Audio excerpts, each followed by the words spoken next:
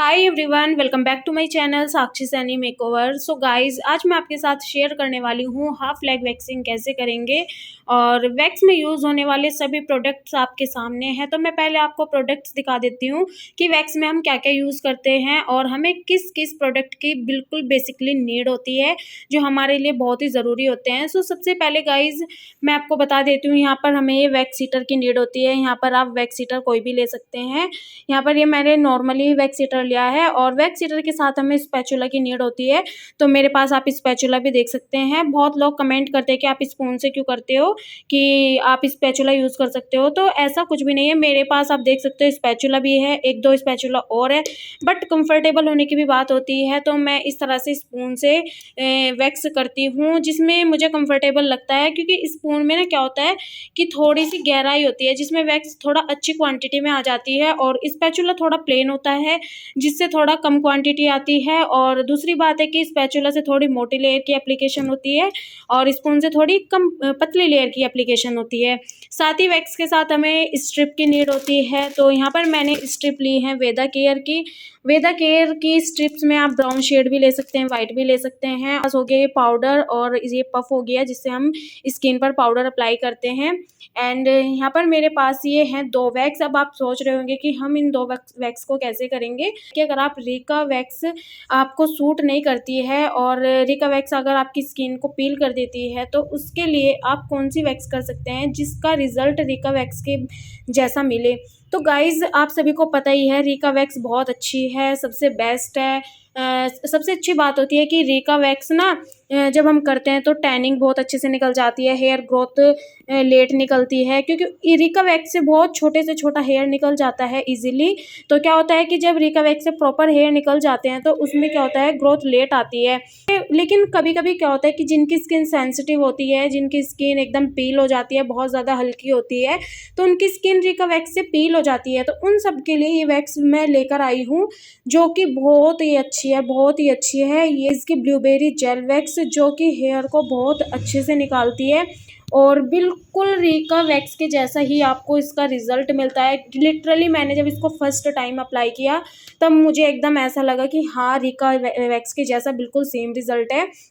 बस ये थोड़ा ना हमारा रिका वैक्स क्रीम बेस में होती है, और जो ये हमारी ब्लूबेरी वैक्स है जेल बेस में है। जो क्रीम बेस होती है वो बहुत ज़्यादा हार्ड वैक्स होती है, और जेल बेस थोड़ा हल्के में होती है। मतलब क्रीम बेस में जो वैक्स होती हैं वो थोड़ा स्किन पर हार्डली वर्क करती हैं। तो इसलिए मैंने आपके सामने ऑप्शन में रखा है। अगर आपको रिका वैक्स सूट नहीं करती है तो आप इस वाली वैक्स को अप्लाई कर सकते हो, और इसका रिज़ल्ट बहुत अच्छा है। आप एक बार मेरे कहने से इस वैक्स को ट्राई ज़रूर करना। और बात करें प्राइस की, तो प्राइस में भी इसको थोड़ा सा कम प्राइस में मिल जाती है। हालांकि इसका प्राइस जो है वो 1250 है, बट आपको ये इजीली 30% ऑफ पर आपको ये मिल जाएगी। और इस वैक्स में जब हम रिका वैक्स करते हैं तो ये पानी से नहीं हटती है, उसके लिए हमें सीरम यूज़ करना होता है। तो सेम इसका प्रोसेस भी वही है, ये पानी से नहीं हटती है, ये सीरम से ही हटती है।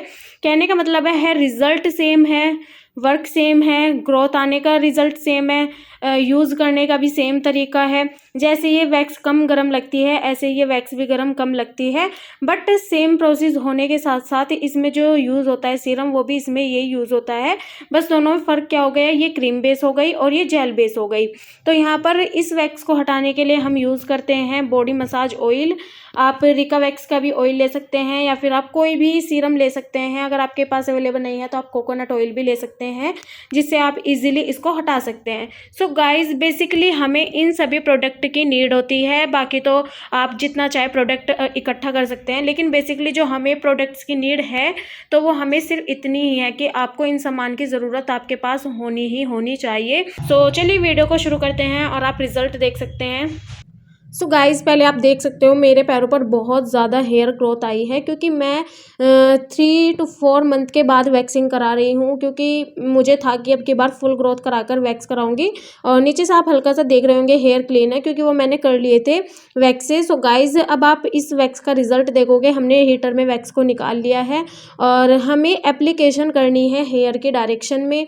तो यहाँ पर जो स्टूडेंट थे वो भी यहाँ पर सीख रहे थे, और मेरी सिस्टर है जो उनको बता रही थी तो आपको क्या करना है, फर्स्ट आपको वैक्स को नॉर्मली गर्म करना है और आप देख सकते हैं हमने एक पार्टीशन में वैक्स को अप्लाई कर दिया है और आप हेयर की डायरेक्शन देख सकते हो नीचे की साइड है। तो हमने क्या किया, वैक्स को नीचे की साइड अप्लाई किया और पट्टी को ऊपर की साइड पुल कर दिया और हेयर इतने ज़्यादा बड़े हो गए थे ना कि जहाँ पर स्ट्रिप हमने लगाई थी उससे भी ज़्यादा हेयर निकल के आ रहे थे। मतलब पेन तो बहुत हो रहा था। ऐसा नहीं होता है कि वैक्सिंग पेन लेस होती है, ऐसा बिल्कुल भी नहीं है। पेन होता है बट हाँ ये होता है कि अगर तरीका करने का अच्छा हो तो पेन थोड़ा कम हो जाता है, लेकिन पेन तो देखो होता ही है।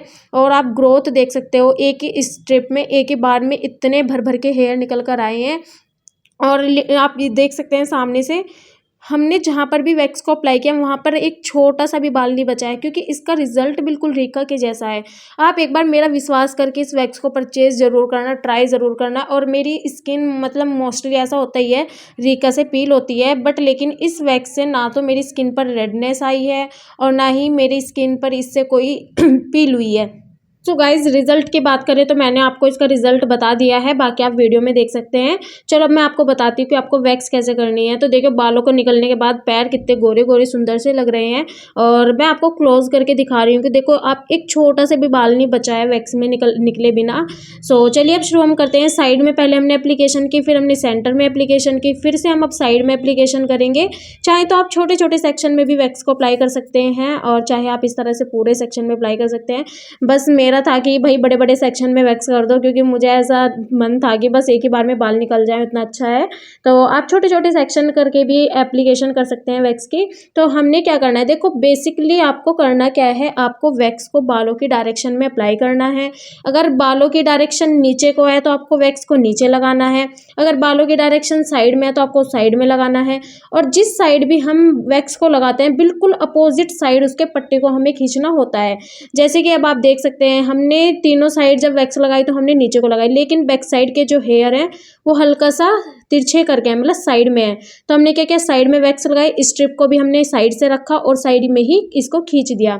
तो ये एप्लीकेशन होती है वैक्सिंग को करने की। और आपको हमेशा ध्यान रखना है, जैसे कि अब तो गर्मियाँ बहुत आ गई हैं, जल्दी में ही गर्मी हो गई है, तो आपको टेल्कम पाउडर ज़रूर अप्लाई करना है स्किन पर। उससे क्या होता है, जो स्किन पर मॉइस्चर आता है, स्किन पर जो पसीना आता है, वो पाउडर उसको एकदम ड्राई कर देता है, जिससे वैक्सिंग बहुत अच्छे से हो जाती है। सो गाइज़ अब हमारा थोड़ा सा ये साइड का पार्ट रह गया है, जिस पर हमने नीचे को एप्लीकेशन की, स्किन पर पट्टी को रखा, हल्का सा प्रेस किया और इसको पुल कर दिया। और एक सबसे मेन बात मैं आपको बता देती हूँ कि जब आप रीका वैक्स करते हो या फिर ब्लूबेरी वैक्स करते हो, आपको इस पर स्किन को बिल्कुल भी आपको स्किन पर बहुत टाइटली प्रेस नहीं करना है। आप वीडियो में देख सकते हैं हम बहुत ही हल्का हल्का सा ऐसे प्रेस कर रहे हैं, एक बार दो बार, और हम पट्टी को पुल कर रहे हैं। अगर आप इसको बहुत ज़्यादा प्रेस करोगे तो वो स्किन से उतनी ज़्यादा टाइट चिपक जाएगी स्किन से वैक्स, और जब वैक्स स्किन से बहुत ज़्यादा चिपक जाएगी और आप उसको खींचोगे तो स्किन तो निकलेगी ही निकलेगी। तो आपको क्या करना है कि वैक्स को बहुत ज़्यादा प्रेस नहीं करना है। और आप देख सकते हो इसका कलर ब्लू कलर का था, बट ये मेल्ट होने के बाद ट्रांसपेरेंट शेड में हो गई है, जो आपको एज ए वाटर की टाइप से दिख रही होगी स्किन पर लगने के बाद। और जब हम लेग वैक्सिंग करते हैं, हाफ लेग वैक्सिंग, तो हमें उसमें घुटने को भी इंक्लूड करना होता है। तो आपको इस तरीके से इसको भी ऐड करना है और अच्छे से हेयर को निकालना है। और जब आप घुटने पर वैक्स करते हो तो आपको क्या करना है, लेग को हल्का सा फोल्ड करा लेना है ताकि स्किन टाइट हो जाए। और जब आप एप्लीकेशन करते हो तब भी आपको स्किन को नीचे से स्ट्रेच करना है, और जब आप पट्टी को पुल करते हो तब भी आपको स्किन से स्ट्रेच करना है। तो आप देख सकते हो मेरे घुटने पर क्या है, मतलब एक सर्कल सा बना हुआ है, चारों साइड से बाल घूमे हैं अंदर की साइड। तो हमें क्या करना है, वैक्स को उसी डायरेक्शन में, आप देख सकते हो चारों साइड से हमने वैक्स को अप्लाई किया जिस डायरेक्शन में है। क्योंकि अगर हम क्या करेंगे, अगर हम विदाउट डायरेक्शन के वैक्स को अप्लाई कर देंगे, हेयर तो निकल जाएंगे बट वो बीच से टूट जाएंगे। आपको फिर उतनी ज़्यादा मेहनत करनी पड़ेगी, कुछ बाल टूट जाएंगे, फिर आप वैक्स लगाओगे, फिर निकल जाएंगे, कुछ रह जाएंगे। तो उससे क्या होगा, अगर आप बार बार एक ही जगह पर वैक्स भी अप्लाई करोगे ना, तो उससे स्किन तो पील होगी ही होगी, क्योंकि आप बार बार एप्लीकेशन कर रहे हो। और गाइज रीका वैक्स तो आप दूसरी बार एक जगह पर बिल्कुल भी नहीं लगा सकते हो। हालांकि इस वाली वैक्स को आप फिर भी अप्लाई कर सकते हो दूसरी बार तीसरी बार, लेकिन आप रीका वैक्स को तो भूल कर भी अप्लाई मत करना एक ही जगह पर, नहीं तो स्किन बिल्कुल पक्का निकलेगी। और साथ ही फीट पर भी अच्छे से वैक्स को अप्लाई करेंगे, क्योंकि जब हम चलते हैं या फिर बहुत ज़्यादा डस्ट स्किन पर हो जाती है, टैन हो जाती है, तो अगर आप वैक्सिंग करते हैं तो इस वैक्स से टैन भी बहुत अच्छे से निकलती है, जो कि आप वीडियो में देख सकते हैं।